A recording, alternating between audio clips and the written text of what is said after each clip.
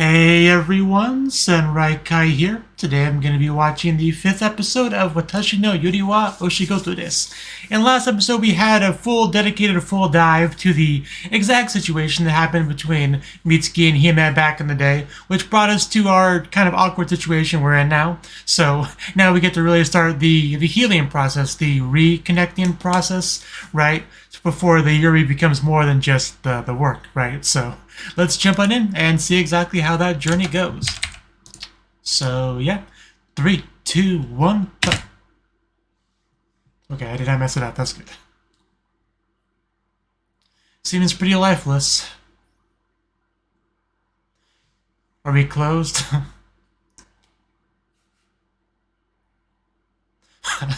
You should have watched last episode. Yeah, I mean, if you didn't watch last episode, you would be a little bit confused about the sudden shift and things.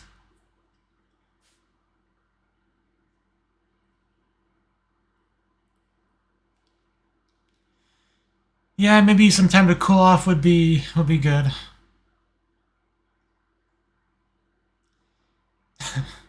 Will that arm ever heal? We just don't know. Maybe when the emotional wounds between those two heal.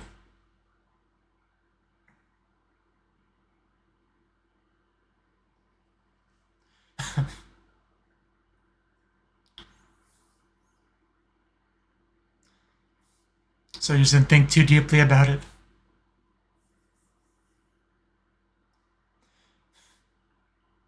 Is she trying to imply that she knew? But she definitely is a lot taller, that's for sure.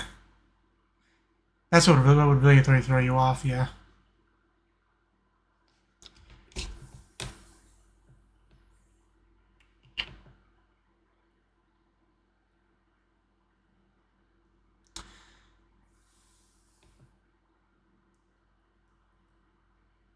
I was about to say, at the end of the day, it doesn't really change what you have to do, it just makes it a bit harder.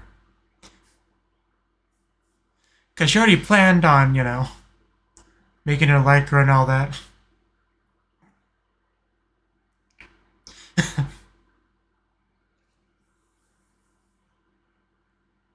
But, because I'm sure she will, so at some point, be able to honestly, confidently say that she loves Hime. Not today, probably not tomorrow, but someday. Also, my cat's on my lap, just so you know. Which means at some point during the video, I might have to get up and let him out of the room. Just giving you some warning on that.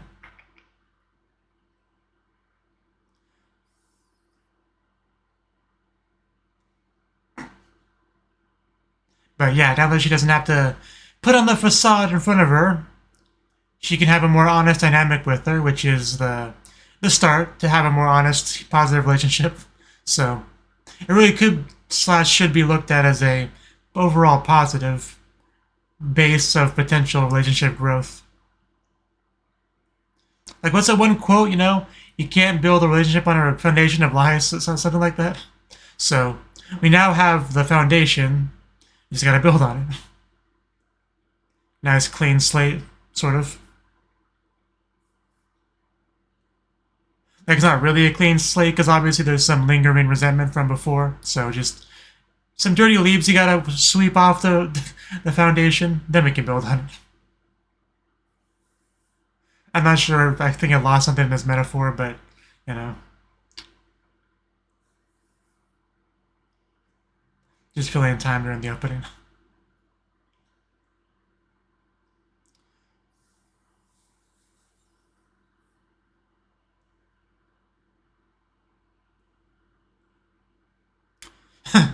A liar.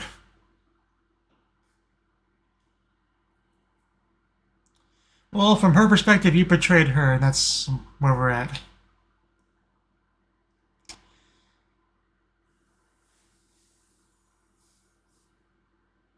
I mean, this is a good chance for that.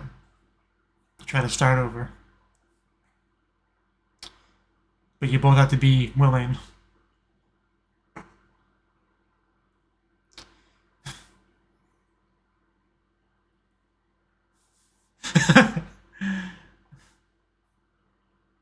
So this is good to see.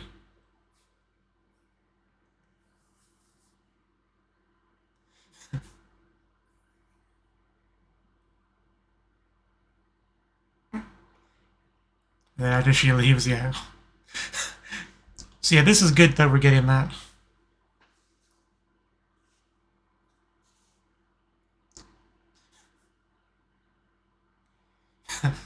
Maybe a little bit. And yeah, clearly just stealing those glances at Hima-chan. Oh, you are gonna be disappointed.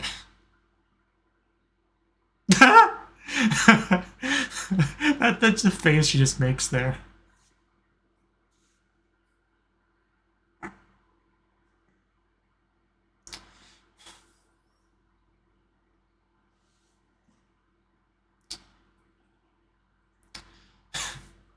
Yeah, at some point it does kind of click in. No wonder she was so pissed off.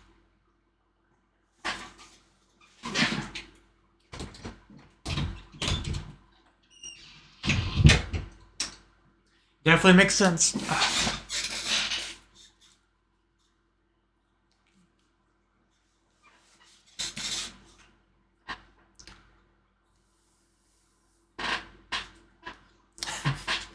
She loves leaning against walls.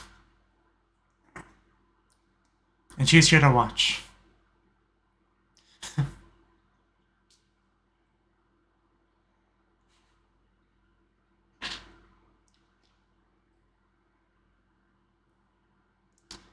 What a good senpai. I mean, it clearly is.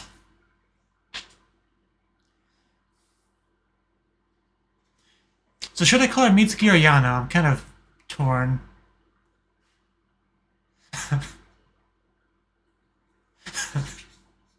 Well, yeah.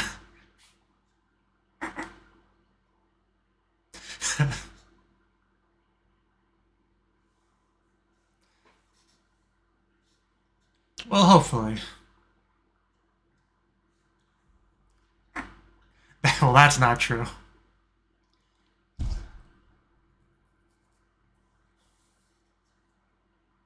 Like, love and hate are just two sides of the same coin, like, both of which are caring about a person, in a sense.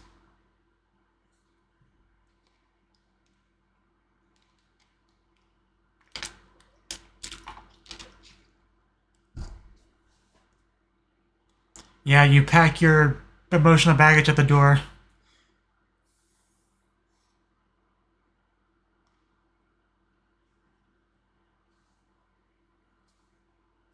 Ooh, that looks pretty good. So how is the working gonna go between those two?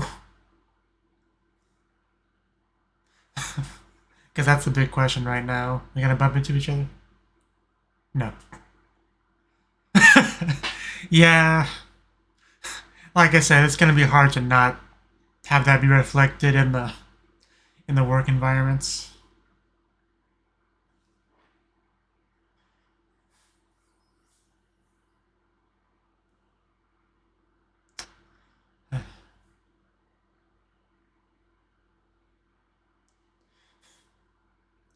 Yeah. It really does feel like it. Like, maybe we should embrace that in a sense.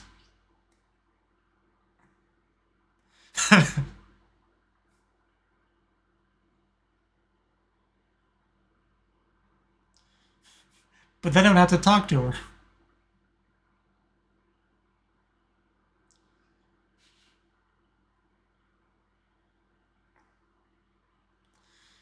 Well... yeah, she's gotta really try here. You're not being very natural. But, as you can see, it's not easy here.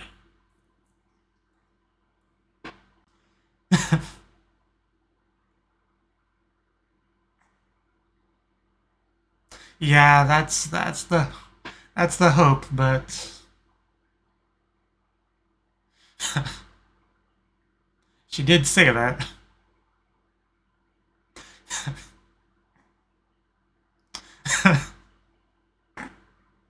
Yeah, just how do you even deal with this?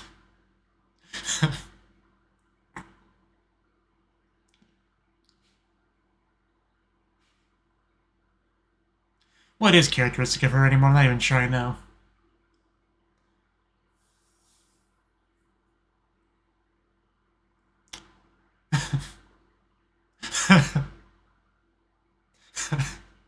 People are just so invested.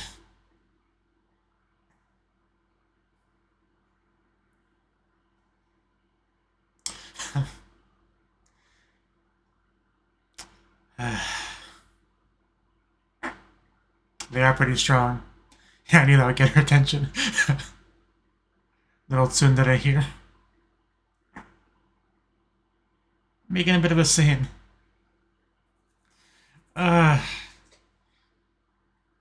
This is just kind of getting hard to watch. Yeah, like... Even if you're expecting role-playing, like at a certain point it becomes clear that it's just like a legit fight.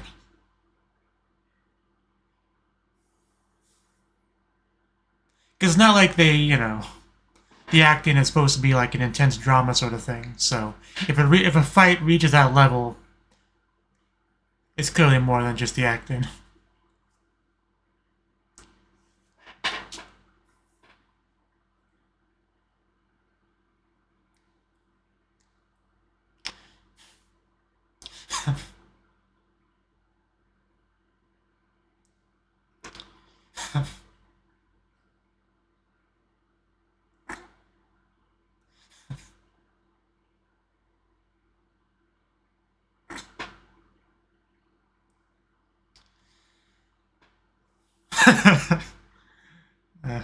Yeah, I mean...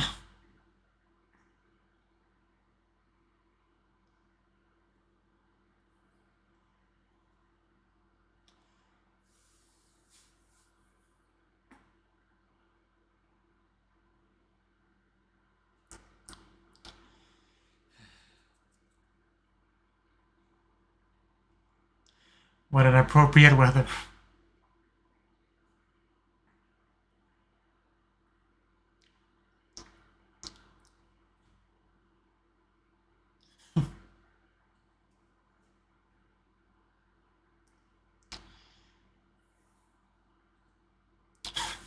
Well, yeah, it is a problem. But not the root of the problem.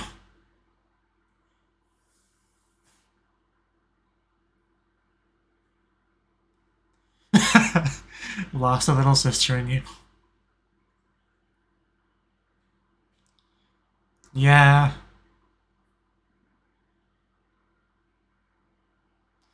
Hopefully it doesn't come to that.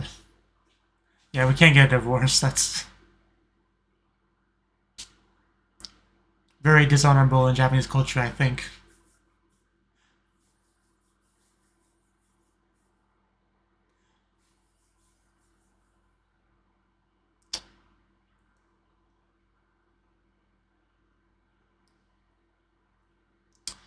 I mean, a lot's happened. And that does throw a wrench into everything.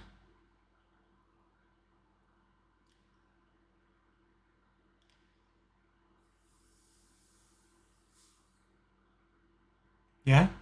Oh, okay. Uh, Hopefully that's a good thing.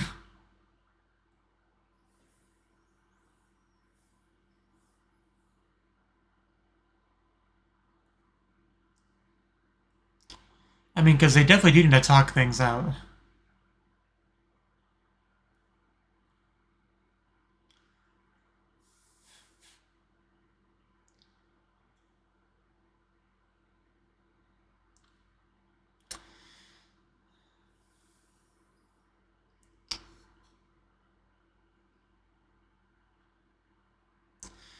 Oh.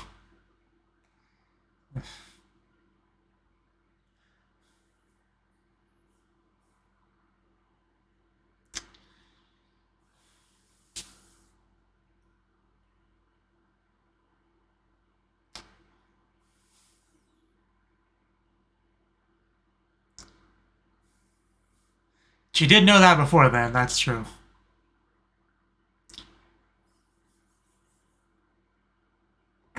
So she made that very clear. So you can't really knock her too much for that at that point.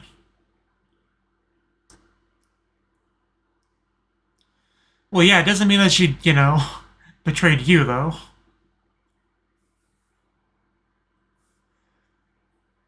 Like, I know...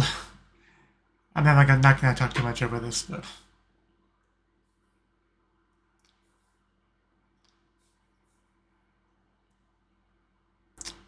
She wouldn't. Man, this got much more productive than I thought it would be. As far as getting everything out,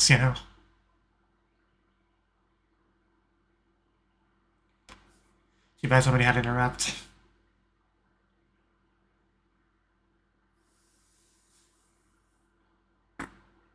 Terrible hiding spot.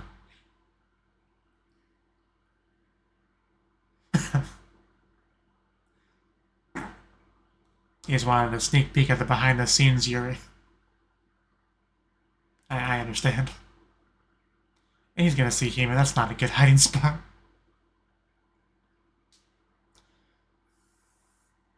Told you. Sorry, we were doing lewd things when you showed up. I had to get dressed real quick.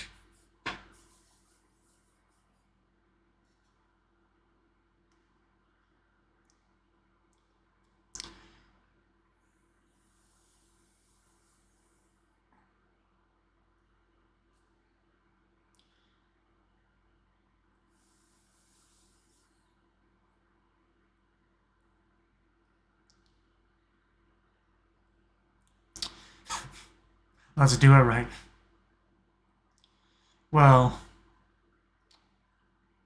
we definitely made progress. Hard to really gauge how much. But I think we need to, continue talking.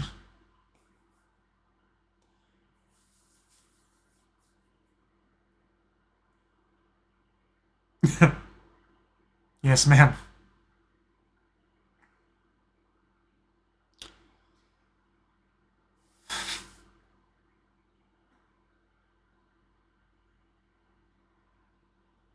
We all do. We'll stop relying on it. Like, it loses value when somebody knows the truth, so...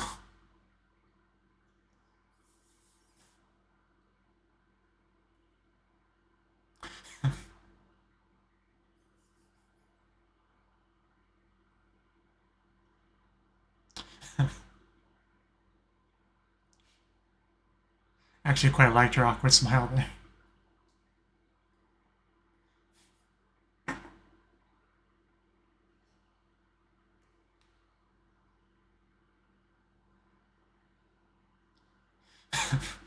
Do we have any footage of the previous interactions?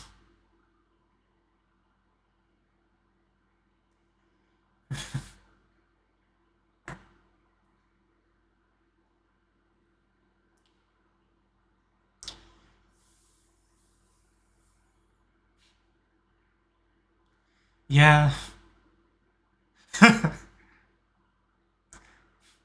She did yell at you a lot. I remember that line.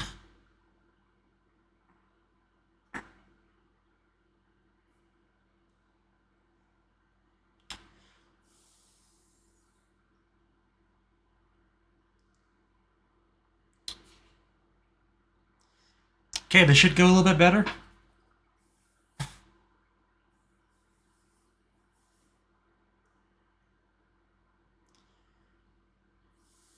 Okay.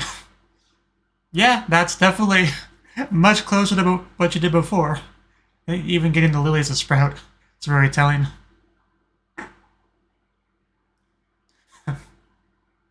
Is there a reset button on them?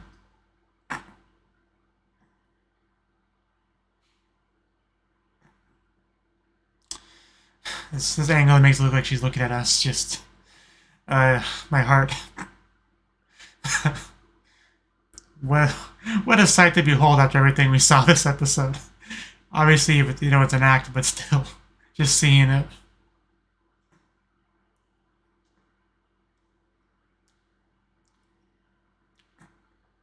Well, yeah, if you could pull it off that well in front of the guests, it'd definitely be fine.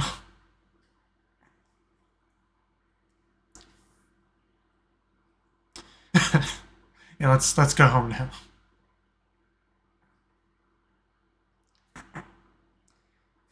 It's like, but I wanted to leave with him.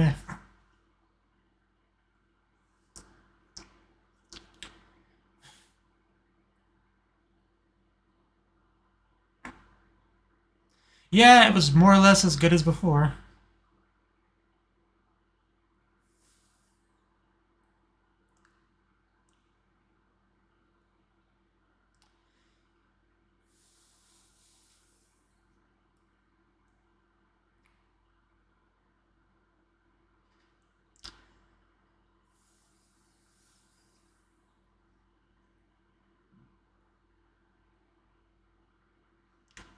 How much time do we have left?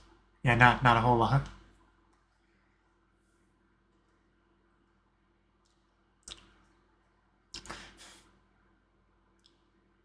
We still got a ways to go on that one.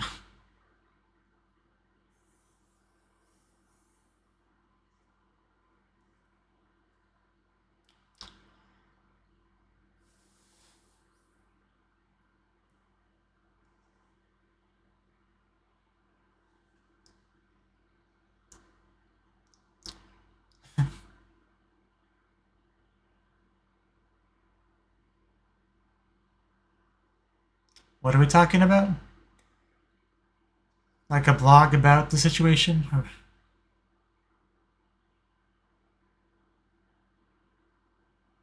You're looking at something on the computer.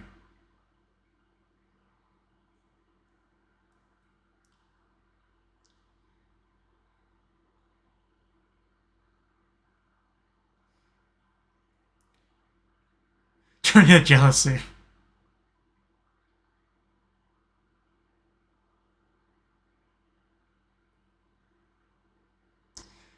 Well,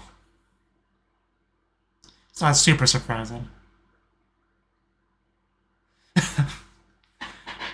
In general, it's much just if you had to pick somebody to be the villain, the bigger, more dominant seeming one, it would be more naturally fit that role. So if you're one of those people that do see a fight going on and need to pick somebody to back, to support in the fight, you're generally gonna pick the cute, you know, Mimoto little sister kind of character as a general rule. Especially, yeah, with the little outbursts we did have from Ayano Koji. Definitely helped that too. But, yeah, that's a little bit unfortunate.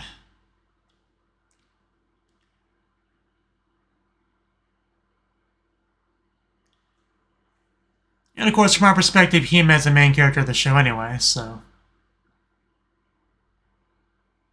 It kind of gives her an advantage with the audience as well.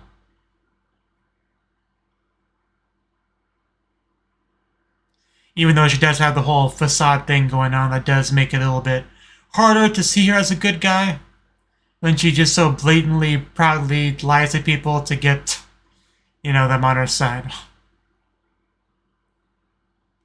We also have had Ayano Koji yell at her a lot, so, you know.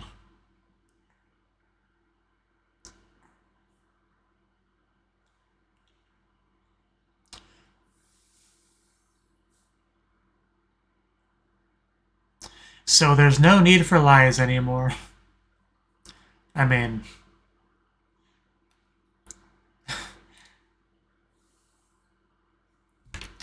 Guess we'll see. Okay. That's a nice little end card there. So, that was the fifth episode of, yeah, Watashi no Yuri wa Oshigoto desu. And you can definitely tell that the relationship between Mitsuki and Hime are definitely the big focus of the show overall. It seems like I feel like the last 3 episodes have kind of been dedicated to that. Right?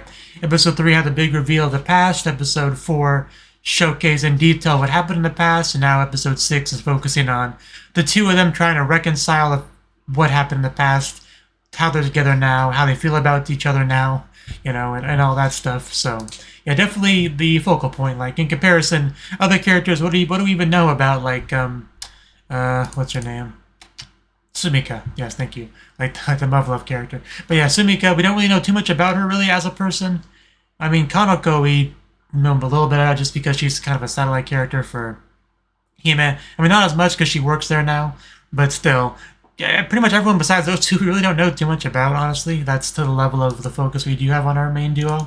But anyway, what is there to say about this episode? Like, the both of them are definitely trying to deal with the situation as best they can, but they're in a position where they're supposed to have this sisterly, intimate relationship in front of the guests that they're both kind of having trouble doing because of the swirling real-life feelings they have for each other.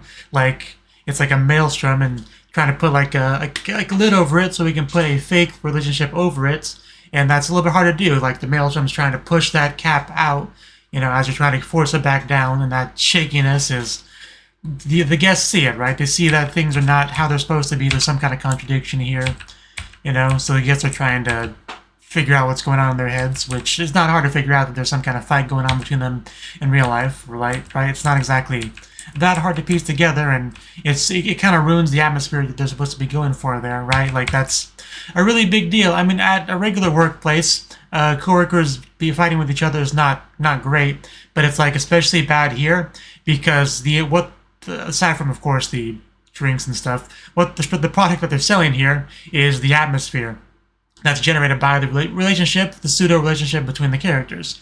And when that's destroyed by a real fight, you're kind of really screwing over the guests, and really not acceptable if you're the boss to let that stand. So we're trying to make them make up, essentially, trying to figure out what to do about this. But it's a rough one. It's all pretty rough. Like, just really awkward to watch some of these parts, really. Just almost want to just pause it at certain points, But hopefully we can get past this. Like, we did have a talk. I do kind of want to get to that point real quick. Because the main thing we talked about was the piano quitting, because obviously that was the big impetus, what's the word I'm looking for? Catalyst, where things really went off the rails. So where did this argument really start? Well, I mean, there's talk of quitting that really, that really got Mitsuki triggered. Let's see. Yeah, like how you quit the piano and distance yourself from me. Here's the thing. She quit the piano, but that was all on Hime. She didn't tell her anything about it or why she did it or anything like that, which is definitely Hime's fault. But the distancing, that really came from, Yano, didn't it? Like, because the betrayal, right? When Yano burst in there and said, hey, she hates all you guys, she's a filthy liar, don't hang out with her. More or less what she said. Obviously, I would assume the distancing would happen after that, and of course it would happen after that sort of thing, right? Like, Hime relies on her facade, and you kind of just broke it right there in front of everyone, so Hime was kind of lost about what to do at that point.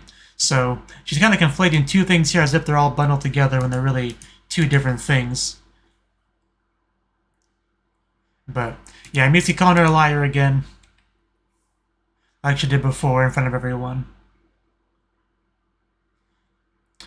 But like I said, she already knew she was a liar long before the piano quitting. Like, you can't really just throw that back at her if it wasn't a problem with you. If you didn't have a problem with it initially, right, you can't just, act like that was a big part of it. I do like how Hime did kind of say as much.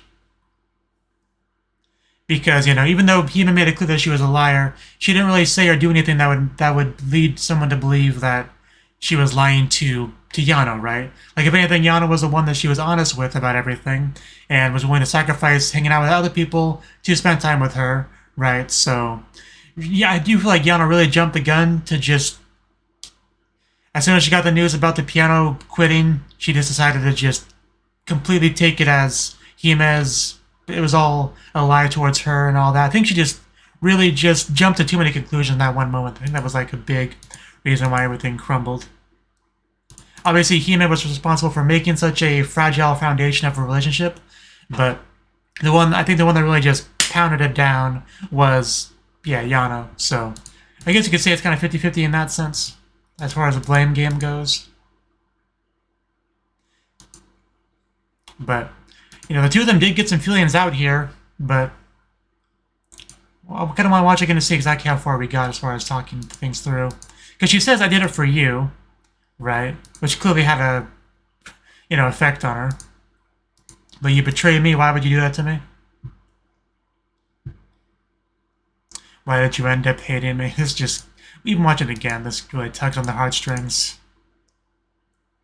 But, like, Yano definitely kind of a little bit shaken with those words, because it, you know, kind of contradicting how she saw it, but even in this scene, just kind of rationalizing it as she must still be lying, even though I don't think she is. Even though it's hard to tell because she is a liar, that is part of the problem right there. When someone is established to be a liar, it is kind of hard to trust them.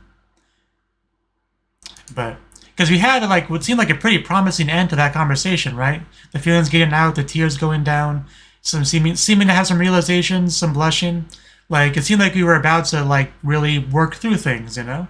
Like, I don't think we were going to start holding hands immediately after this scene, but it seemed like we were making really good progress, but I don't know, it's hard to really say after the way things ended, because we just kind of had an abrupt end, and she just left, and it seems like not too long after that we were able to get back to acting well enough to be in front of the guests again, it seems like, but as far as how far we got in making up, it's a little bit hard to know for sure. I mean, feelings aren't really a very easily gauged thing at the end of the day, especially when we do have one who's a liar and one who's not super honest, like, because she recognized Hime from day one when she showed up, right, but she didn't really mention it at all, right? So, obviously, she's not great at getting her true feelings out either, even if she's not the same kind of blatant liar facade wearer that Hime is. But either way, hopefully this is the beginning of being able to make things make up with each other. Like, I don't know how long it will take, but hopefully we can continue to make good progress towards it, because this episode I would say we made good progress. Just hard to say exactly how much, I guess, is my main takeaway. But we do have some rumors online. What is that did they say again? I do want to go back and look at the comments again. Is her love for her little sister turning into jealousy?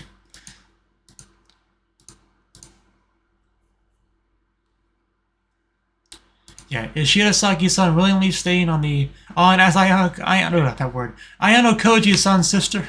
They didn't seem to be on good terms today. Is her love for her little sister turning into jealousy? I mean, that's if only they knew exactly what was going behind the scenes, which they couldn't possibly know. But yeah, I don't think I missed anything in this segment. Just want to make sure.